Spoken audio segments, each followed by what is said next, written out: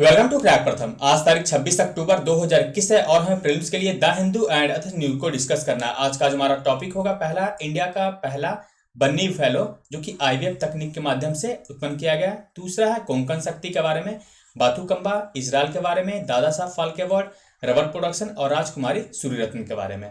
पहला टॉपिक हमारा बन्नी फैलो के बारे में।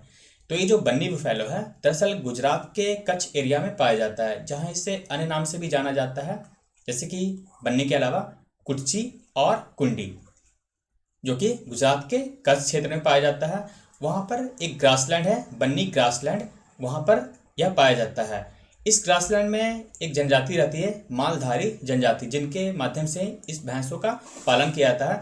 इसका उत्पादन आईवीएफ के तकनीक से इसलिए किया गया क्योंकि ये जो भैंस है ये काफ़ी एक दिन में 12 से 18 लीटर तक ये दूध दे सकती है, इसलिए इस भैंस यानी कि बन्नी जो फैलो है इसका उत्पादन किया गया आईवीएफ तकनीक के माध्यम से।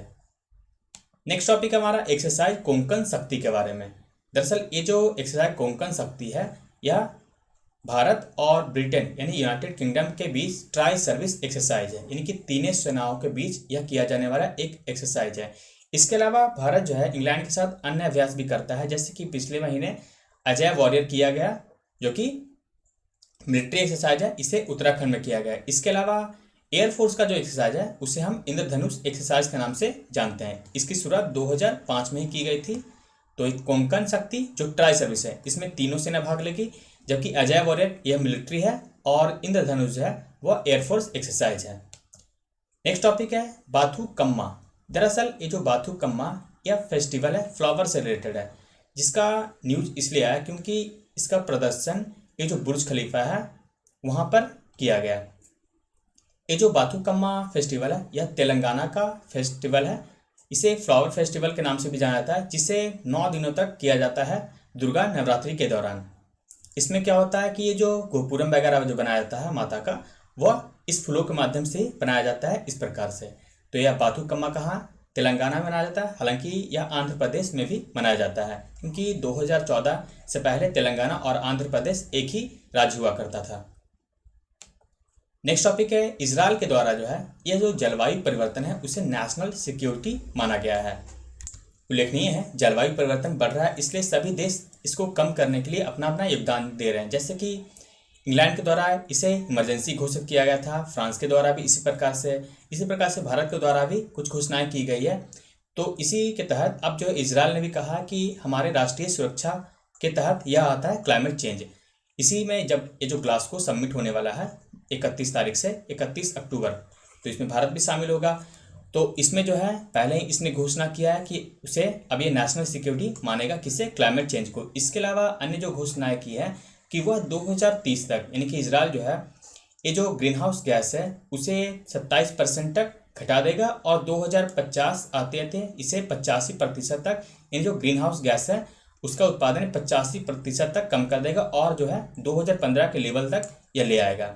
अच्छी बात है कि जलवायु परिवर्तन जो हो रहे हैं उसे कम करने के लिए सभी देश अपना योगदान दे रहे हैं। नेक्स्ट टॉपिक है दादा साहब फाल्के अवार्ड 2019 के बारे में। दरअसल 2019 का जो है दादा साहब फाल्के अवार्ड रजनीकांत को दिया गया है। इससे पहले 2018 का जो अवार्ड दिया गया था वह अमिताभ बच्चन को दिया गया था और 2017 का वह विनोद खन्ना को दिया गया था। नेक्स्ट टॉपिक है रबर प्रोडक्शन के बारे में। दरअसल अभी आपने देखा होगा केरल में काफ़ी ज़्यादा बारिश हुई, जिस कारण से यहाँ का जो रबर प्रोडक्शन है वो काफ़ी प्रभावित हुआ है और यहाँ जो इंपोर्ट है वो काफ़ी बढ़ रहा है, यानी कि आयात हमारा बढ़ रहा है रबर पे। इसी कारण से जो है हमारा आयात जो है वह इंडोनेशिया, मलेशिया, थाईलैंड आदि देशों से बढ़ता जा रहा है। रबर प्रोडक्शन की बात करें तो भारत यहाँ पे चौथे नंबर पे आता है, यानी कि पूरे विश्व में चौथे नंबर पे भारत जो है रबर का उत्पादन करता है। पहले नंबर पे है थाईलैंड, दूसरे पे इंडोनेशिया, तीसरे पे वियतनाम, चौथे पे इंडिया ही है और पाँचवें पे चाइना है।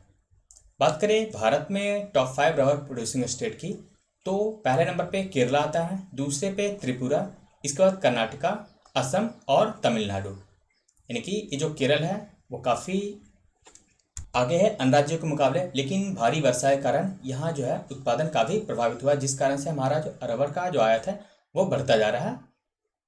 नेक्स्ट टॉपिक है क्यून ह्यू वांग ओक के बारे में। दरअसल सरयू नदी के किनारे जो अयोध्या है वहाँ पर एक पार्क हुआ करता है, राम कथा पार्क। तो इसका जो नाम है अब क्योन हुओ हुआंग ओक के नाम से जाना जाएगा। तो ये कौन है क्योन हुओ हुआंग ओक? दरअसल ये तो महारानी थी दक्षिण कोरिया की, लेकिन ऐसा विश्वास किया जाता है कि यह कौशल नरेश किंग जो पद्मसेन थे और उनकी पत्नी इंदुमती उनकी पुत्री सूरी रत्न है। यानी कि ये जो पद्मसेन है और इंदुमती उनकी पुत्री है सूरीरत्न। इन्होंने क्या किया, इन्होंने 48 ईसा पूर्व यहाँ से इंडिया से ट्रैवल किया दक्षिण कोरिया की, और वहाँ के जो दक्षिण ईस्ट जो कोरिया के राजा थे किम सूरो, उनसे इन्होंने विवाह किया और वहाँ की पहली महारानी बन गई। दरअसल अभी जो वर्तमान मैप है दक्षिण कोरिया की, वहाँ जियोसांग जो प्रोविंस है वहाँ गिमहे सिटी है, वहीं पर यह क्षेत्र था ग्वेमवांग गया, और यहीं पर शासन करते थे किम सूरो, जहाँ की रानी बनी थी राजकुमारी सूरीरत्न या फिर क्योंग हो, आप बोल सकते हैं इनसे। तो ये जो है वहाँ की प्रथम रानी बनी थी। अभी जो है ये कहाँ पे ये क्षेत्र पड़ता है, जो जियोसांग में पड़ता है दक्षिण कोरिया में। उल्लेखनीय है कि वर्ष 2000 में भारत और दक्षिण कोरिया ने एक सिस्टर सिटी एग्रीमेंट किया था। वो दोनों सिस्टर सिटी कौन है, एक अयोध्या है और दूसरा है गिमहे। यही गिमहे जो कि यहाँ पर जो क्वीन सूरो जो थे उनका शासन था। इसलिए इतिहास और जो हमारा इंटरनेशनल रिलेशन है उसके दृष्टिकोण से यह काफ़ी इंपॉर्टेंट हो जाता है। राजकुमारी सूरीरत्न और या फिर महारानी हो आप बोल सकते हैं ये। नेक्स्ट हमारा क्वेश्चन, चलिए देखते हैं। पहला, मालधारी जनजाति कहाँ निवास करती हैं? गुजरात, मध्य प्रदेश, आंध्र प्रदेश, तमिलनाडु। कहाँ पे करती है निवास? या गुजरात में, क्योंकि यहीं पर ये जो बन्नी ग्रासलैंड है और वहीं पर ये जो बन्नी भैंस पाई जाती है उनका ये पालन करते हैं। तो ये मालधारी जनजाति गुजरात में निवास करती हैं। दूसरा क्वेश्चन है, मालाबार कोंकण शक्ति, मालाबार नहीं सिर्फ कोंकण शक्ति होगा, कोंकण शक्ति अभ्यास किस राष्ट्र के साथ किया जाता है? हालांकि मालाबार को भी देख लेते चलिए। तो ये कोंकण शक्ति अभ्यास किसके बीच किया जाता है? यूनाइटेड किंगडम के बीच। मालाबार में कौन कौन भाग लेते हैं? क्वाड ग्रुप, यानी कि अमेरिका, इंडिया, जापान और ऑस्ट्रेलिया। इसका इतिहास हमने कुछ दिनों पहले देखा था कि यह एक द्विपक्षीय अभ्यास था। कौन? मालाबार। सिर्फ अमेरिका और इंडिया के बीच किया था। फिर उसके बाद 2007 में जो है इंडिया के अलावा जो है इसमें ऑस्ट्रेलिया और जापान ने भी भाग लिया, लेकिन उसके बाद 2015 तक किसी ने भी भाग नहीं लिया। यानी कि इंडिया और अमेरिका के अलावा जापान ने भाग नहीं लिया, और 2015 में जो है जापान इसमें शामिल होता है, और उसके बाद जो है 2020 में इसमें ऑस्ट्रेलिया भी शामिल हो जाता है मालाबार अभ्यास में। तो यहाँ पे कोंकण शक्ति जो है वो किसके बीच में है? यूनाइटेड किंगडम के बीच में। नेक्स्ट है, बाथुकम्बा फेस्टिवल किस राज्य में मनाया जाता है? असम, गुजरात, तेलंगाना, केरल। कौन सा आंसर है? तेलंगाना। नेक्स्ट है, हाल ही में किस राष्ट्र ने जलवायु परिवर्तन को राष्ट्रीय सुरक्षा माना है? किसने? Bharat, Britain, France, Australia. इनमें से किसी ने भी नहीं।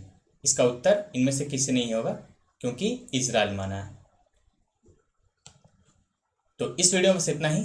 Thank you for watching crack प्रथम।